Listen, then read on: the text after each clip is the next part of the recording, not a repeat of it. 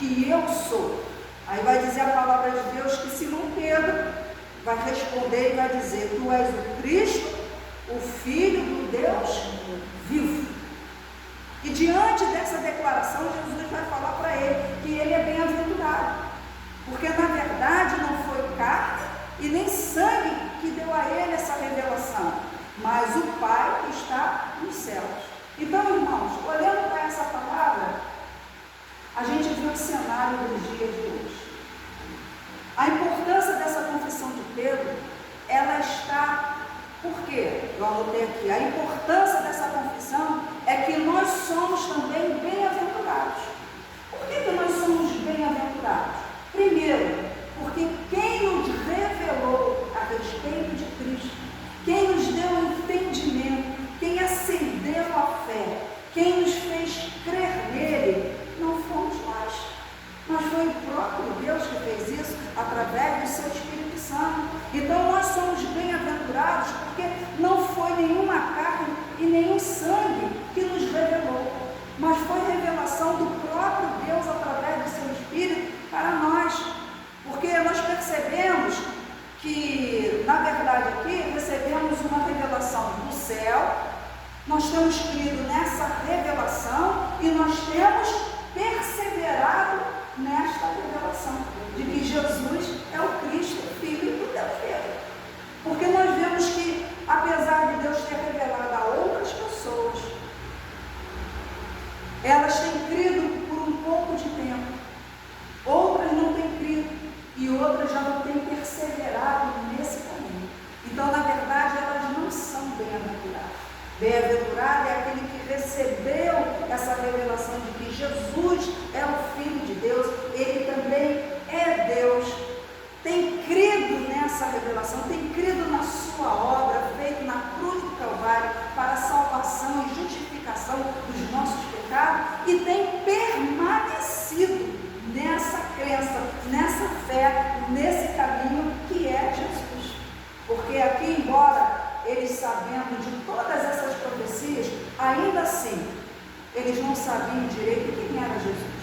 Jesus para uns era Batista, Jesus para outros era Elias, Jesus para outros era Jeremias, ou era um dos profetas, mas Jesus, o Filho do Deus vivo, eles ainda não sabiam.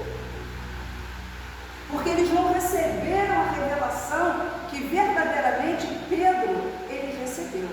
Então Jesus vai falar para ele: você é bem-aventurado, porque você recebeu uma revelação que não veio do mundo, mas que veio do céu.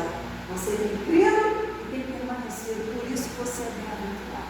Então nós somos bem-aventurados por causa disso também, certo? E outra coisa que Jesus, quando ele fala sobre essa bem-aventurança, aqui em 1 Coríntios, eu vou ler aqui, 1 Coríntios 12, 1 Coríntios, capítulo 12, vamos ver aqui, versículo 3, olha o que Jesus vai dizer.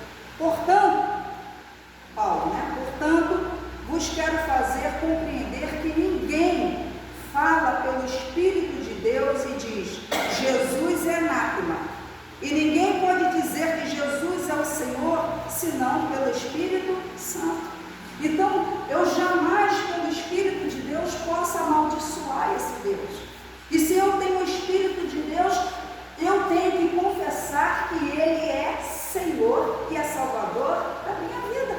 Porque o Espírito que habita em mim é o Espírito Santo, é o Espírito de Deus. E ele testifica que Jesus realmente é o Cristo, Filho do Deus vivo. Então, jamais, jamais, aquele que diz ser de Deus vai falar contra Deus ou vai negar a Jesus o seu senhorio, a sua salvação. Pelo contrário, ele vai sempre confessar que Jesus Cristo é Senhor, que Jesus Cristo é o Filho do Deus vivo. Então eu anotei aqui também que não foi e não é nenhum ato humano isolado. O que Pedro falou não foi um ato do seu coração, não foi algo isolado, mas o resultado da ação do Espírito Santo, que levou ele a confessar por uma fé genuína.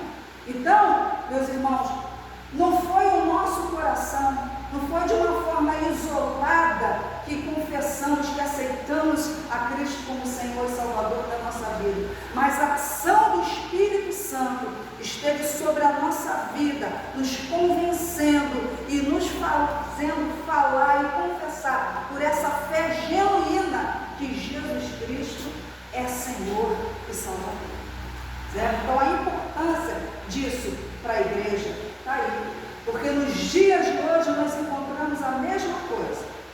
Se nós perguntarmos também quem é Jesus para você, uns vão dizer que Jesus é um espírito evoluído, outros vão dizer que Jesus foi criado, outros vão dizer que Jesus é o Emanuel, eles nem sabem, mas dizem, porque é assim que ensinam.